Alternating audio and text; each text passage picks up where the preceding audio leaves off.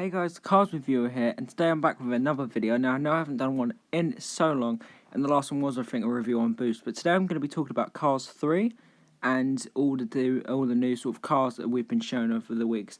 I will probably be doing a trailer breakdown soon, and this new sneak peek that we've had as well, but I thought I'd just start by looking at the three cars. We have a new Dynaco car, Tanko, and Vitalin car here. They all look like pretty cool models to me, and they definitely have changed from the first film, so that'd be really cool to see what they look like in the third film. But I've got the pictures up here of all three. And now, obviously, we can see how the cars do have slightly different body shapes from each other, probably referencing to the first film what they actually were, which I think is something really cool that they have added.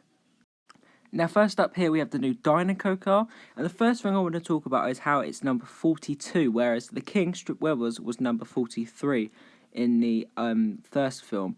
And I have a feeling that it could be related to the King, as usually the numbers, I think, as it's a lower number, it might reference to him that he has his younger or son, which would be really cool, and I'd really like to see that.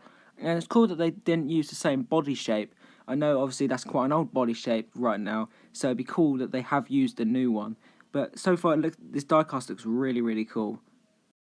Now, here we see a picture of the King, and obviously he is based on a Plymouth Superbird, as you can tell by the nose cone and the wing. So obviously he's a lot older model, I think originated from about the 70s. I think the Plymouth Superbird was first introduced, so obviously nowadays they wouldn't use the same body shape. But it's really cool. It would be really cool if he was his son, as his second name ends in Weathers, just like the King's did in Cars 1. Okay, then, so now we're going to Brick Yardley, who is racing for Vitalin. Obviously, this is a different name to the first film. It has no reference to the first film whatsoever in, like, character-wise, like it did with Hank Weathers, who is possibly the King's son. Now, here we see also number 24, which is a different number as well. But I really do like how they're keeping the sponsors the same as the first film, because I think it would be really cool to just see the evolution of, like, racing throughout the film. So that's really cool what they're doing here. Now, here we have James Cleaner, which was the original racer for Vitalin, and his number is 61. And I find it different because he is in the leakless body shape, and he was one of the only ones, I think, that didn't have a moustache. So it's weird that they've put a moustache on the new diecast and character when this one never had it. And I could also notice that it's got a white bonnet as well as a white rear, which the other one doesn't have.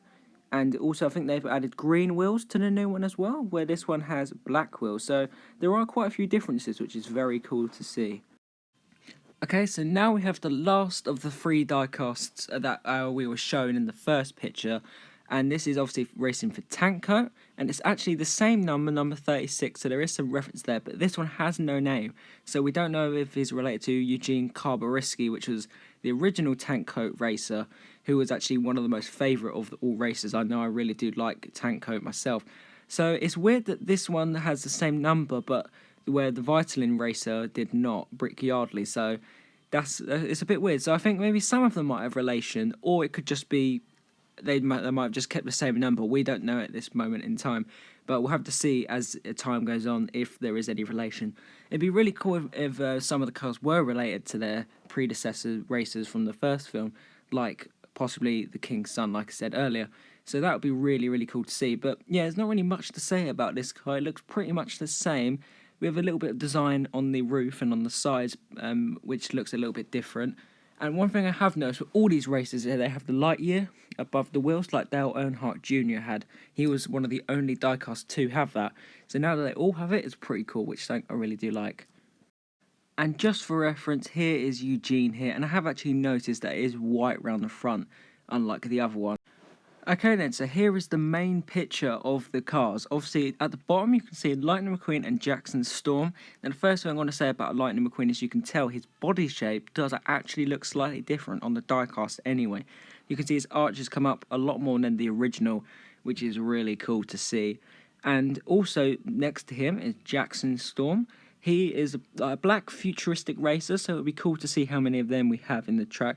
He is blue, I think he's 2.0, which is slightly weird because it's not a whole number, so I didn't expect that to be in racing. And next, Jackson Storm, we have Octane Gain, who looks completely different to the original one, Billy Oil Changer, as they've completely changed the colour and number. Now, Billy Oil Changer was orange, just plain orange before, but now he is purple and orange, which is really, really weird to see. But I think I actually kind of like the design, to be honest. It does look really different, which is, I suppose, change is good, I suppose. But I'll put a picture of Billy Oil Changer up on the screen now, so you can see what he looked like originally. But to be honest, I actually kind of like the racer. It just is a bit weird that he's completely different. Okay, next up we have a racer with the sponsor Combustor, which has never been in the Cars film before. He is completely different with a new sponsor. He is actually the only one apart from Jackson Storm here to have a different sponsor. And I think he looks pretty cool, to be honest. I mean, the colours are slightly dull on him, but I do think it's really cool to have a new racer in. And maybe we'll have more background story on them, but maybe not. You never know. I would like to see more background story on some of the racers, because as in the first film, you literally get to see them at the beginning, and none of them talk whatsoever, apart from the King, Chick, and the Dale Earnhardt Jr. They're the only ones who say anything, apart from Leakless and Octane Gain's little laugh. That's literally it. But yeah, I think he looks like a pretty cool racer. Okay, so next if we skip the Dynaco car, we have a Vuzi car. Obviously, this is another car which was from the first film. So not really much different about this car, to be honest. It has the same body shape as the Vitalin car.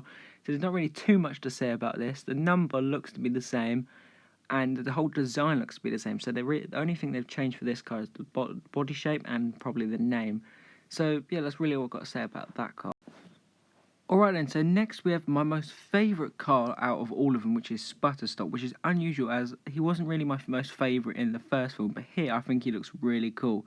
I really like the body shape. I think he's the only one, apart from the Dynaco one, with that body shape so far as we can see, but he looks really cool. I love his expression and I love the colours. They look even better than what they did on the first film, so I hope he does look like that. It's not just prototyping like with the colours, because that does look really, really nice, I've got to say. And also you can see the number, I think, once again, is the same. And the wheels seem to be a cool colour as well. I think last time they were black, but this time they seem to be green, which is really, really cool. So I look forward to getting him when they're released. And as far as like releasing goes, I don't know when they'll be releasing them or how they'll be releasing them. They might do a set like Motor Speedway the South set again. That'd be really cool. But I don't know if they'll do a rare one again. There's like so many opportunities they can do again. It would really be cool to have races again, because personally one of my favourite things to collect. But yeah, that's all I've really got to say about this video, guys. I hope you enjoyed it. A little breakdown looking through the characters. Probably having a trailer breakdown soon and a new sneak peek. That would be cool as well. But just stay tuned to my channel for more videos like this one. Yeah, thank you guys for watching, and I'll see you in the next review. Peace.